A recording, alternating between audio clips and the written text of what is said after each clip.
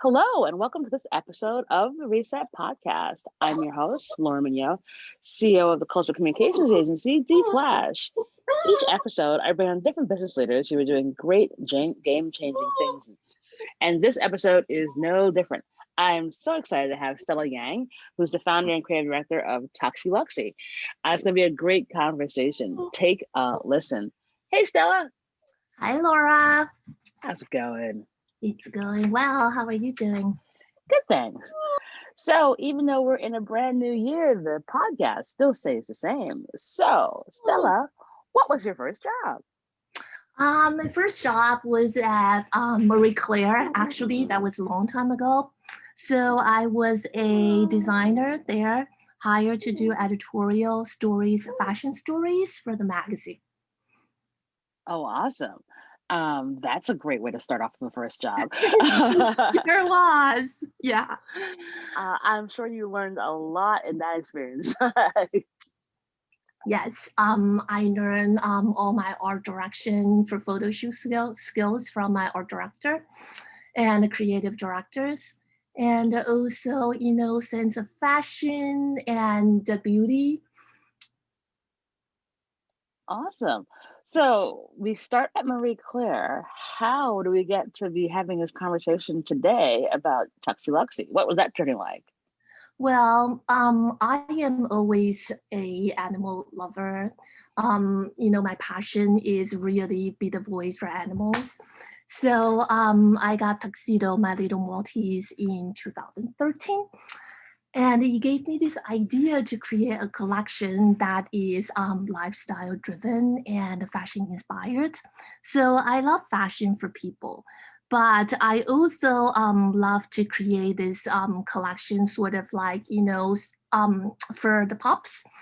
So that's where I found this balance of that, my sense of fashion and also design with my little boy. And we do everything together. We go everything together. So creating a collection for him is it's a dream come true. Wow. And what was the journey like to start the company? It is really that it's challenging because it's a one, me and my little boy that I pretty much have to do everything myself. I do the design, I do the patterns, I do the fit, and also that marketing, social media, and it just really, one day at a time, every step that I try to do the best I can. And also it's a learning process. So along the way that I met some really great people who's been helping me with the knowledge that I don't know. For instance, the fabric, the production, and also that I also met a lot of animal advocates to help me to understand more in this the pet world industry. Awesome. And as you got there, like what was some of the challenges that you faced in trying to get this business off the ground? Well, I think because pet humanization is such a big thing, it's a trend now. But in a lot of people's mind, when they talk about pet fashion, dog wear, they think about like, it's like a costume or like it's a sort of like a dress up thing. But for me to create this brand really isn't to dress up your pup. It's more about the human pup connections. So my products is, you can wear year round and it's really to keep your pup warm and stylish at the same time. And you have your outfit on just so, you feel great and you're also able to do your daily activities. So I take it as adventures that even if it's just a walk in the park, or more to like a destination travel, that this outfit is actually adding the personality and also for functionality as well. And so what makes it different then? I mean obviously, as you said, pet humanization is a huge trend right now. What makes Tuxie Luxie so unique and different? Well, so what I take, I have the Pups daily activities in mind, and also fit and comforts, and all my products are easy to care. So it's really like I am thinking about Pups as kids, and and what they do and what would that them personality shine, and also that giving a social present of how the dog mom, dog dad, that they would do something like outfit of the day with their pup. So it's a fun thing to actually, to purchase my products that you can put on every day, and you can wear it comfortably and it fits well. So my brand focus on toy and small pups, and I take fitting very seriously. That my sizing is, it's very conservative. That how I do rounds of fitting, so the clothes will stay on, and also that it's just like something you will make your pup the best dress in the room. So, well, just wait. But it's interesting because I think um, this year, especially, lots of people got dogs because of COVID, and now they're like, wait, okay, now that I have this dog, temperature changes, and I want to actually style my dog to actually be a part of my everyday life because it's like my kid. Have you seen, a rise in people purchasing, asking more questions? Like, how's that been for you? Yeah, I think I do see people, like I do see tractions, interest, but I think during COVID time, it's also difficult too, for some people.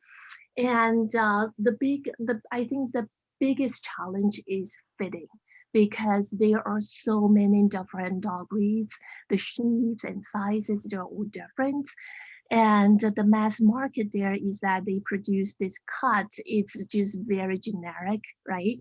So I try to focus my design.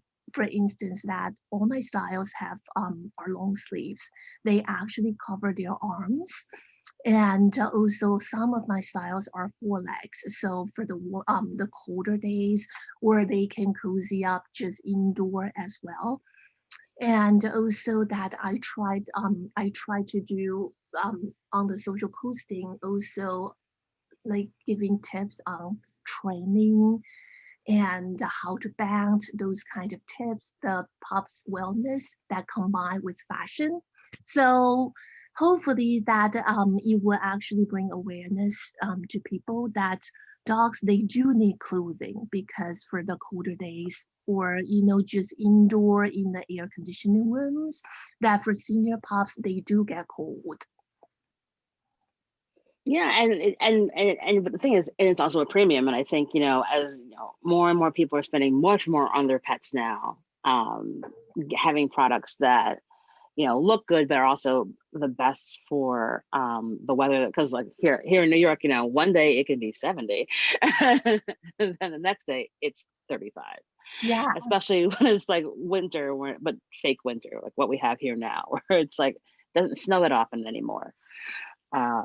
But yeah, that's really interesting. And so, I think having, so my parents have an awesome Shih Tzu named Lex. And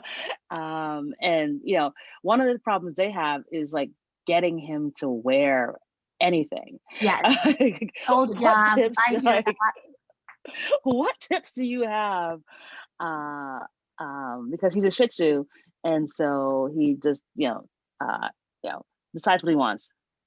Yeah, well, Uh, go ahead. yeah. So what are some tips in terms of like getting your smaller like toy dog to actually wear clothes? Well, I think we need to start when they are babies, when they're little, because dogs, they like routines. And when they don't like changes, they don't like unexpected changes. So for them, if they are a bit older, if they're like 3 4 years old, they've never wear clothes before, it's going to be difficult. It's sort of like, like there are those little booties, right, to protect their paws. in the snow for the salt, that you need to start putting on them when they are small, so they know it's part of their routine to do.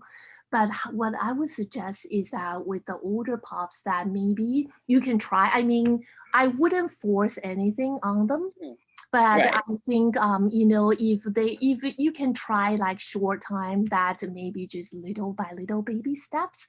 So you can put it on if you can, and have them move around, let them go move freely to see what their reaction is. And you can, then you can remove the clothes and then just do the practice a few times and see if they like it or not. So that's one way I feel that patience is one thing, and also just do it consistently. Maybe that you have them try on 10 minutes before going outside, and just to see if they like it or not. And if they don't, then they don't. But I feel that you should know your pup well, right?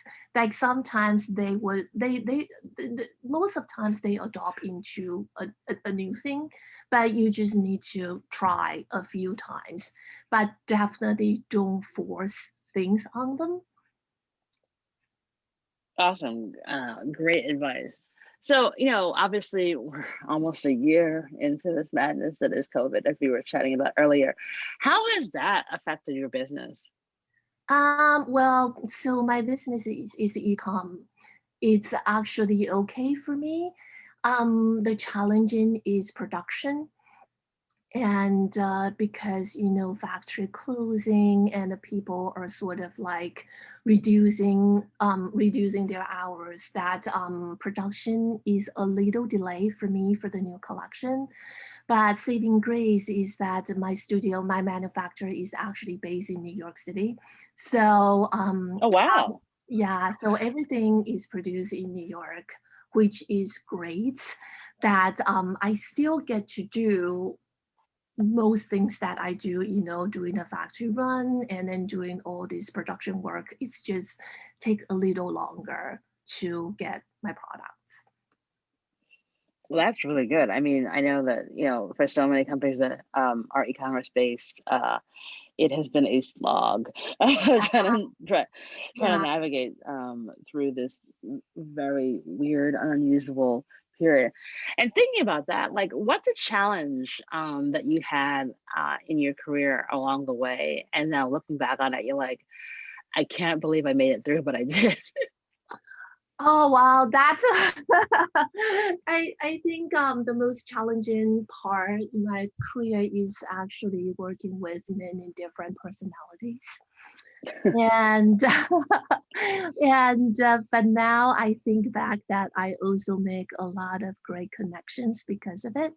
So everything I learned about photo shoots and styling, that I am doing it on my collection, that dealing with personalities and also actually figure out the timeline to keep schedule, and doing everything just a very organized way.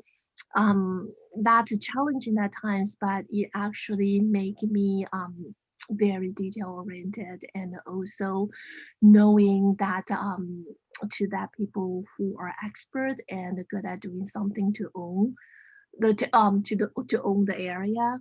So yeah, I mean, now that I'm running this on my own, and I need to deal with even more personalities in, I'm sure. in all the different areas. So I learned, because when I was working as an in-house creative director, I do have to deal with different stakeholders and departments, right? But because I do that I also learn a lot from different moving pieces, and it does help me right now. Yeah, I know. I think that's the thing. It's like, sometimes when we're working with crazy people, like, you do learn a lot. One, how not to be crazy, but how to sort of navigate those personalities. Because I think that oftentimes the thing that people sort of skip over is saying, like, the ability to learn how to work with different people is so important in business. It is. I It really is. can't. And yeah, and then how to actually continue building that relationship, even though when you are like at the point of like you just want to scream and walk away. That You're just like, I cannot with these people. yeah, it's true. And also, you know, it's just I mean everything seems very straightforward, but in the background it's not. There are a lot of moving pieces and then just, you know, a lot of details that to actually piece things together that from like the beginning stage until like production and delivery. So yeah. Yeah, it's I'm always amazed. I'm like, wow, y'all are just okay. But it definitely does come in handy to have like, I know what I'm going to do. I'm going to find someone who's less crazy, deal with that person, and if I have to navigate this other lunatic, I will find some degree of common ground. And then oftentimes, sometimes I have to walk away because there's just no other way around it. Yeah, Uh, I think right now the best part is that I do get to choose who I want to work with, who I don't, and it makes things a little bit easier because you know I feel that once you know, like you know them, you know exactly what you wanted, and you can make this call. Things tend to move to the right direction faster and easier. Oh, without question. I think folks just want, you're like, now listen, you guys are just gonna stop. It's like, because that's what we're not gonna do. And I think that's so key, especially in any kind of creative industry, because the art of navigating other personalities so is so necessary in our business Yeah. and doesn't get taught in school. And oftentimes you don't have people who you work with who, focus in on that. And that leads to all kinds of other dramas. Yeah.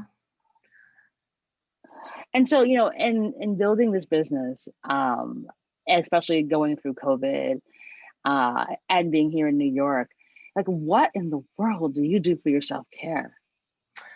Well, every day we go out for a long walks multiple times. So, and that's also how I keep myself inspired. That you know, we go out for walks 4 times a day and go to different places. And I continue to just take pictures and see what's going on in my city, in my neighborhood. And sometimes we go to different neighborhoods to just to see the reality. So that's good. That fresh air and out is always a good thing.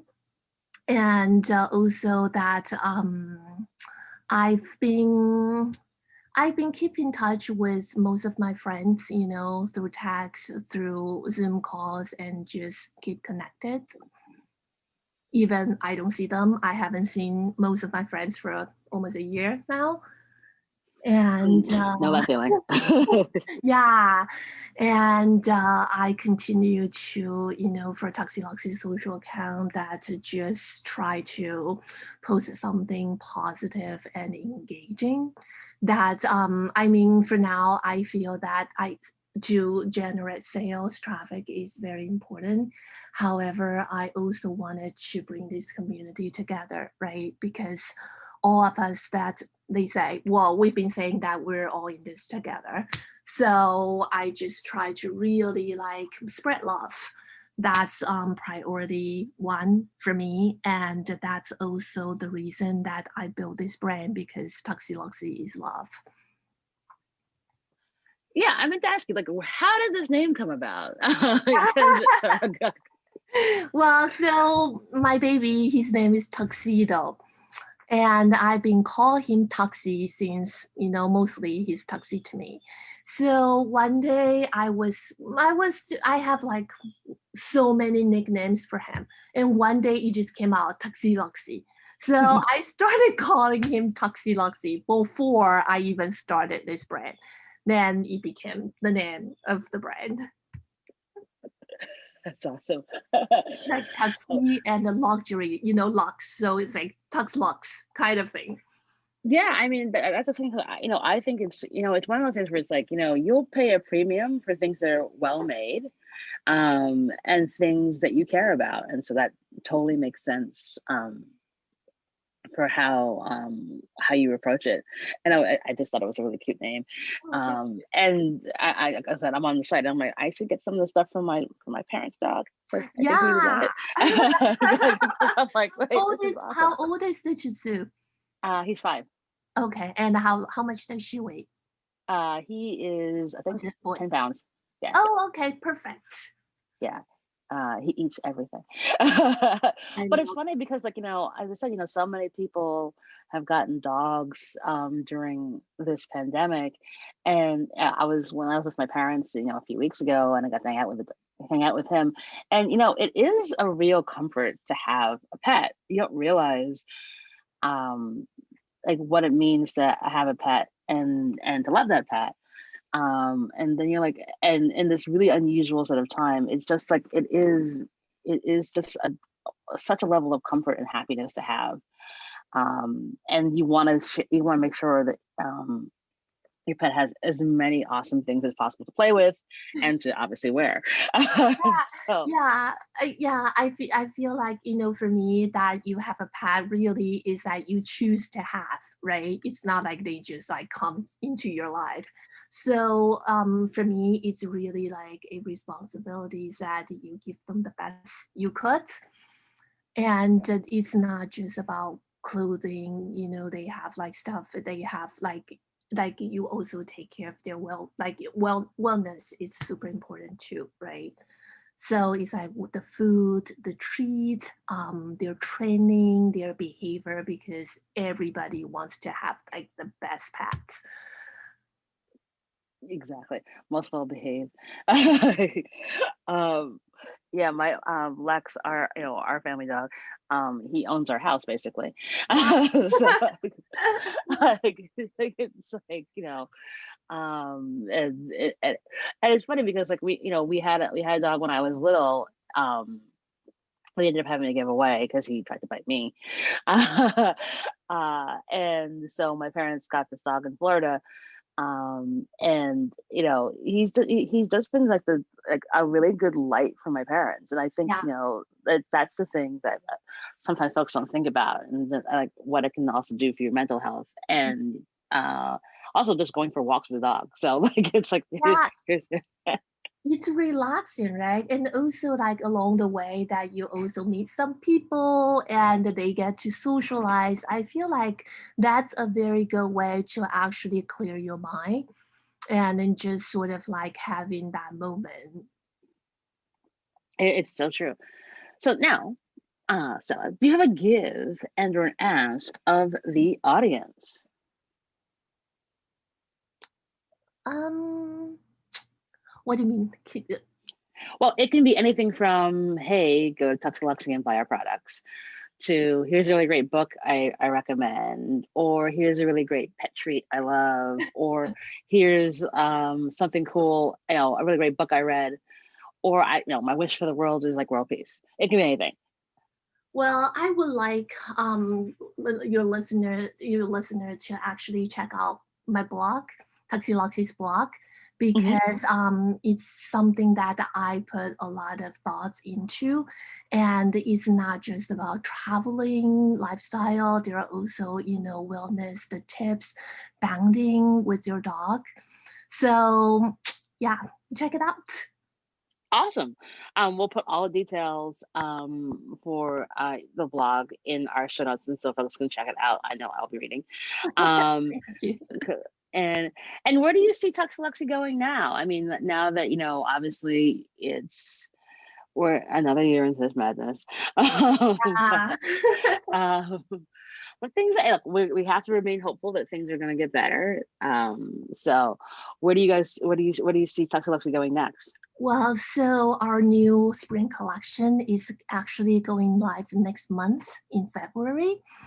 And hopefully that we're going to get into more retailer stores to actually have it in the physical stores to expand our territories. and hoping that we are going to continue our travel, that we can bring all the good stuffs to Tuxie Luxie insiders. So that's our short-term goal for now until the war is normal again. But we're going to continue producing cute and functional stuff. And we are adding accessory lines to our collection in 2021 as well. So we are hoping that we can serve a broader audience to expand our market.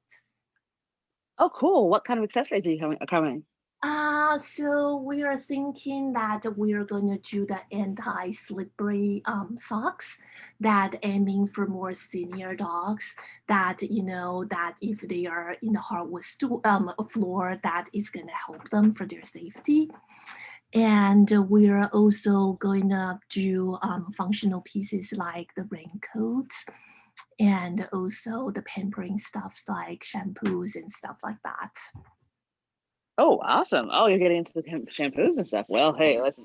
The thought behind that is because Tuxedo has very sensitive skins and the allergy as well. So I had to be very careful, like what he used for shampoo and cleaning. And also just when he goes outside, how do I take care of his paws when we come back? So for me, wellness is super important. And that's why I wanted to add these products to the collection. Awesome. Like I said, more fun things for my mom to buy for a dog. We'll talk more about that. Awesome. Well, Stella, it's been such a delight to have you on the show. You're such a lovely breath of fresh air, and I love all what you're doing. Thank you so very much for joining the show. Yeah, nice chatting with you. Thank you. Awesome. And this is our show.